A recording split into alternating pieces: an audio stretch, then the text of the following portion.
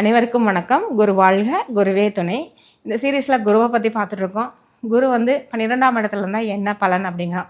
பொதுவாகவே 12ஆம் இடம் என்பது அயன சயன சுகபோக ஸ்தானம் அப்படின்னு சொல்கிறோம். வெளிநாடு சார்ந்த வாழ்க்கை அப்படிங்கிற விஷயத்த சொல்கிறோம். அப்போ இந்த இடத்துல குரு இருக்கும்போது, தனிச்ச குரு அப்படிங்கும்போது ஓரளவு ஆதரவற்ற மனநிலையை குறிக்கும். தனிமை அப்படிங்கிற ஒரு விஷயத்தை குறிக்கும். ஆனால் வந்து ஒரு விதத்தில் அவங்க லக்ன ரீதியாக அது சுபஸ்தானமாக இருந்துச்சுன்னா கண்டிப்பாக உங்களுக்கு நல்ல ஒரு ஆன்மீக மேம்பாடை கொடுக்கும். வெளிநாட்டு வர்த்தகம், வெளிநாட்டு பணம் அப்படிங்கிற விஷயம், வெளிநாட்டு பயணங்கள் கொடுக்கறது, ஆன்மீகம் சார்ந்த நிறைய பயணங்கள் செய்தல், ஆன்மீக கூட்டுறவு சங்கங்களில் வந்து இணையிறது, ஆன்மீகம் சார்ந்த விஷயங்களில் வந்து ஒரு தலைமை பொறுப்பில் இருக்கிறது, கௌரவம் கொடுக்கறது அப்படிங்கிற விஷயம் எல்லாமே நடக்கும்.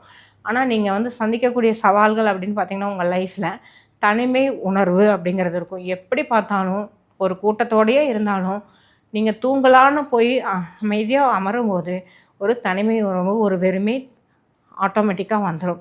அதிகமாக செலவு பண்ணுவீங்க, காசை தண்ணீரை மாதிரி செலவு பண்ணுவீங்க, சேமிக்க முடியாது. உணர்ச்சிகள் அப்படிங்கிற விஷயத்தில் வந்து ஒரு சின்ன சின்ன விஷயத்துக்கு கூட உணர்ச்சி வயப்பட்டு உங்களுக்குள்ளே ஒரு சோம்பலை உருவாக்கிடுவீங்க.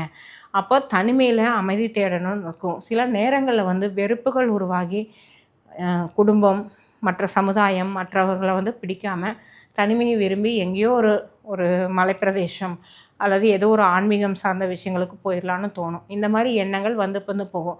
தசாபுத்தி காலங்கள் அதிகமாக நடந்ததுன்னா கண்டிப்பாக இந்த மாதிரி நடக்கும். இதுக்கெல்லாம் என்ன சொல்யூஷன் அப்படிங்கிறது வந்து நம்ம 17/6/2026 அன்று நடைபெறக்கூடிய வகுப்பில் நம்ம தெரிஞ்சுக்க போகிறோம். கண்டிப்பாக உங்களுக்கு ஒரு நல்ல தீர்வு கிடைக்கும். அனைவரும் பங்கு பெற்று பயன்பெறுங்கள். நன்றி, வணக்கம். வாழ்க வளமுடன்.